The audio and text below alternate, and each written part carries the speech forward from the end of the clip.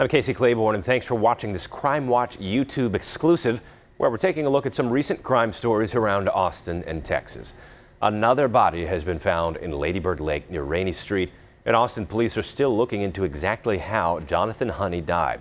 He's the second person found under similar circumstances in the past 2 months and one of several in recent years. Austin police don't suspect foul play in any of these cases, but a huge number of Austinites and people watching these cases from all over the country believe there is some sort of connection.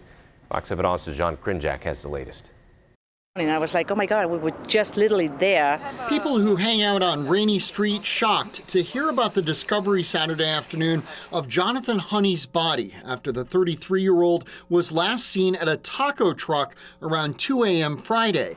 Austin police say they're still investigating how he died. And I'm thinking maybe it's somebody who drank too much and fell. Yeah. But if it's somebody really doing harm, it's concerning. In recent years, at least 5 men in their 20s or 30s have been found in the lake under similar circumstances.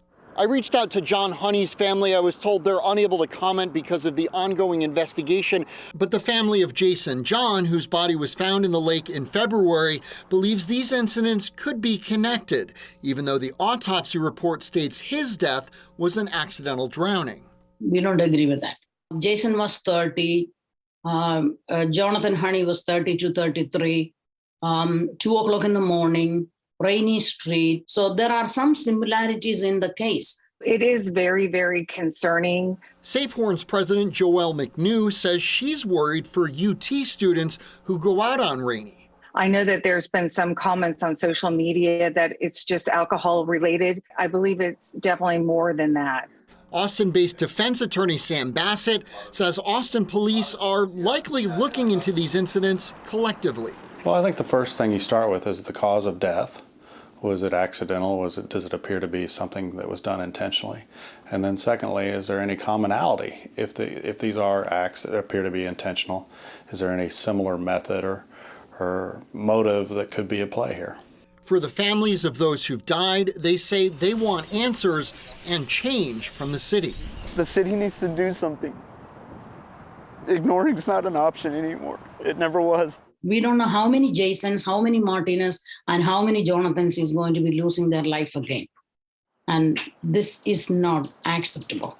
John Krinjak, Fox 7 Austin News.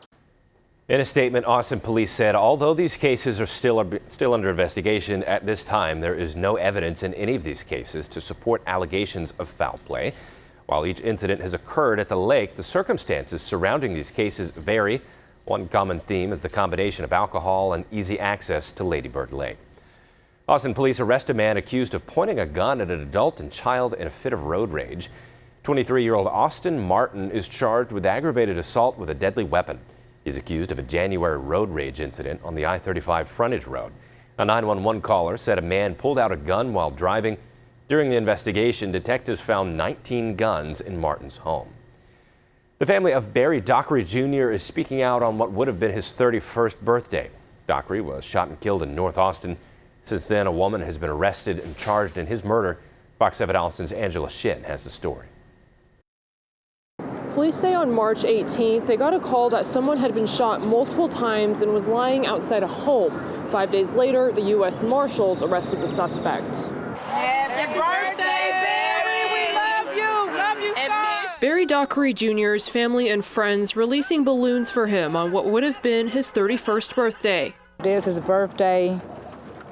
Then I have to bury him next week. So I'm really going through it.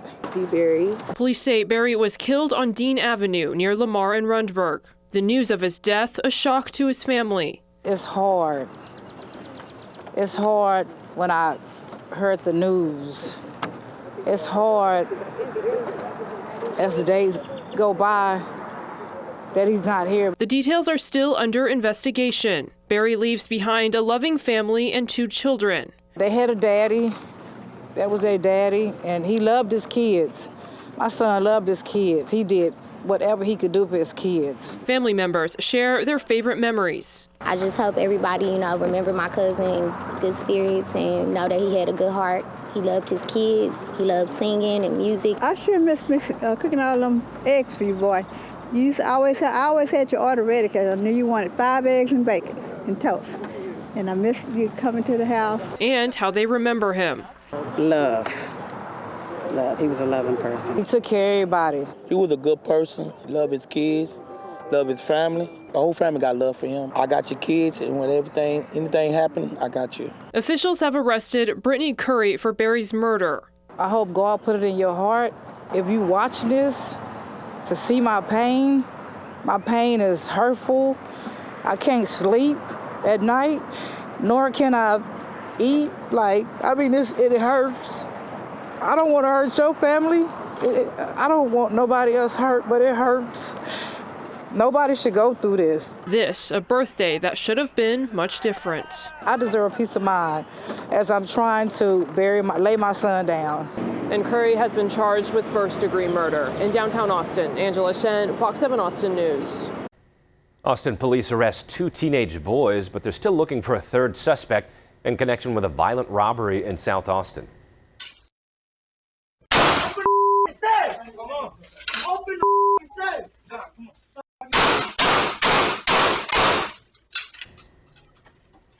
APD released the surveillance video from a gas station on East Stasny Lane in South Congress.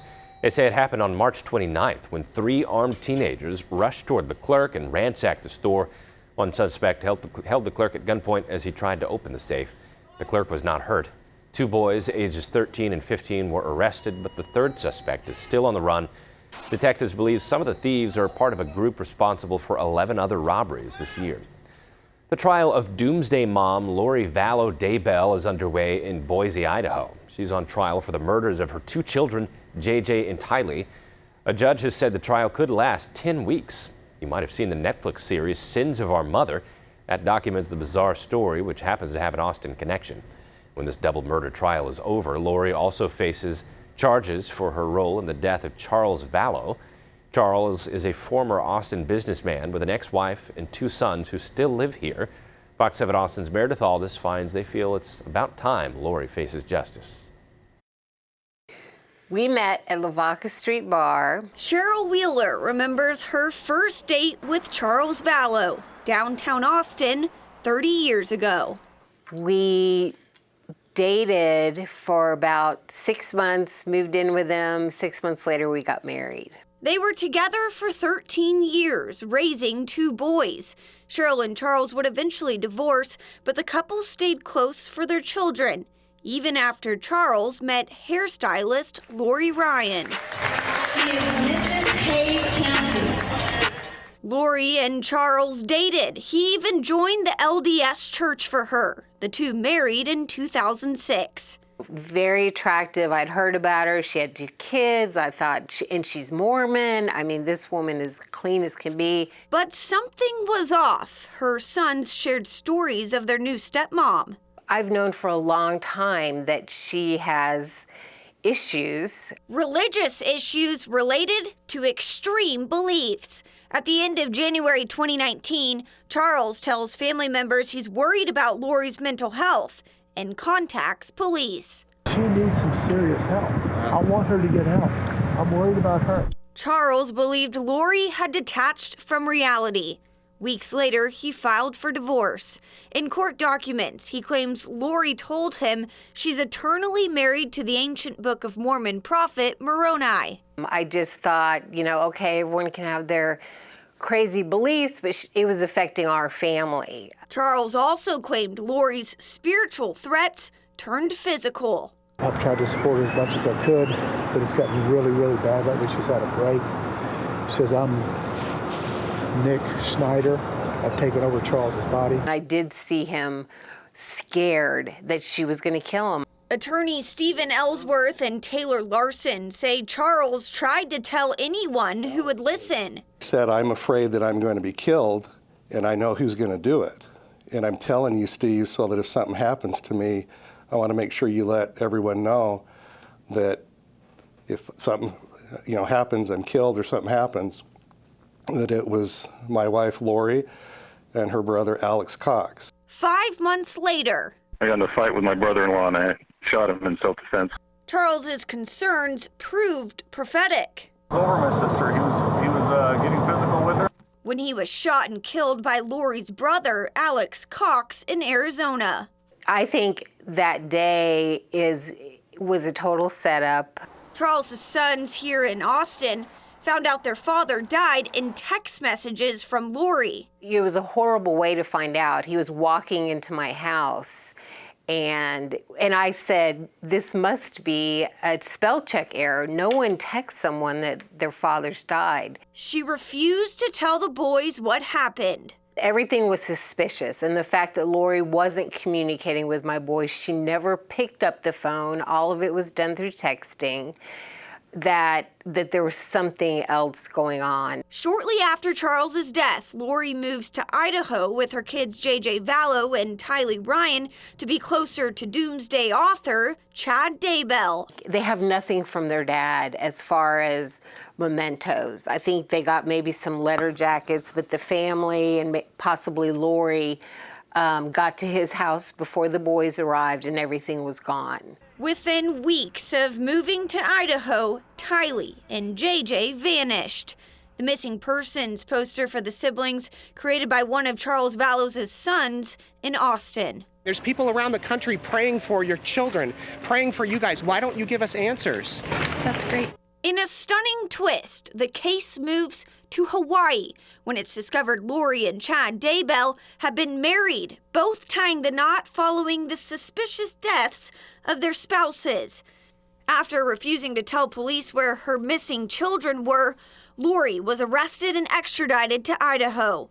While conducting a search warrant on Chad Daybell's property, the bodies of JJ and Tylee were discovered. She didn't protect them, and she didn't protect Charles.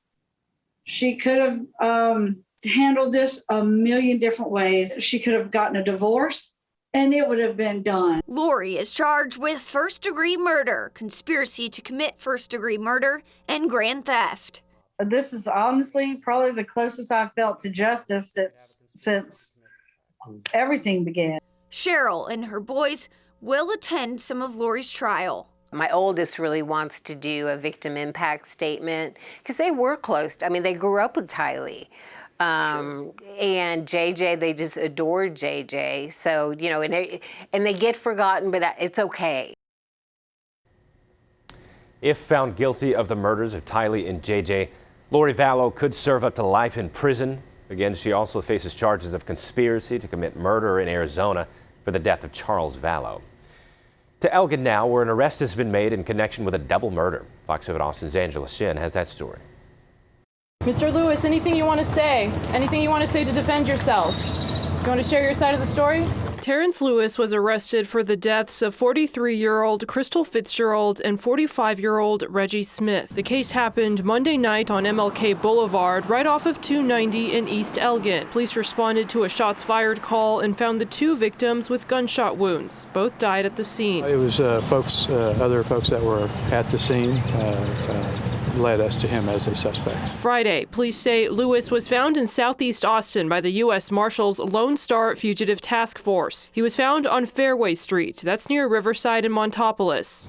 It took some doing, but he came out. He came out at the request of the U.S. Marshal Service. He fled from one apartment to another, but he was convinced to come out. Police say Lewis knew the victims. The motive is still under investigation, and they're not done gathering evidence. We are conducting searches elsewhere in Austin and in other areas around Austin for evidence related to this crime. The police chief saying while this was a double homicide, most of these types of cases are not random. Relieve people's fears. The homicides that we have had in Elgin, they're all known. The victim and the suspect know each other. They're all based on relationships. It doesn't make this any less tragic, but as far as the community, fear in the community, we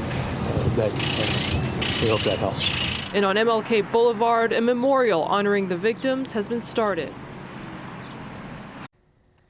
Lewis has been charged with 2 counts of aggravated assault with a deadly weapon, but the police chief says he expects those charges to be upgraded, possibly to capital murder. If you have any information about that case, call police. And finally, a woman from San Antonio has pleaded guilty to providing fentanyl that's led to a man's death. On May 8, 2022, 47-year-old Claudia Cardenas provided a man with a sample of fentanyl. After taking the drug, he immediately collapsed and was unresponsive. He was given 2 doses of Narcan before emergency services got there, but EMS declared him dead at the scene. The autopsy revealed the victim's death was a result of toxic effects of fentanyl and methamphetamine. Cardenas is expected to be sentenced on July 13th. She faces 20 years to life in prison. Thanks for watching this Fox 7 Austin Crime Watch. Our exclusive Crime Watch stories run each Monday on Fox 7 Austin News at 9. Again, to learn more about the stories featured today, look for the links below the video. You can also find more stories on our website, fox7austin.com, or subscribe to the Fox 7 Austin YouTube channel.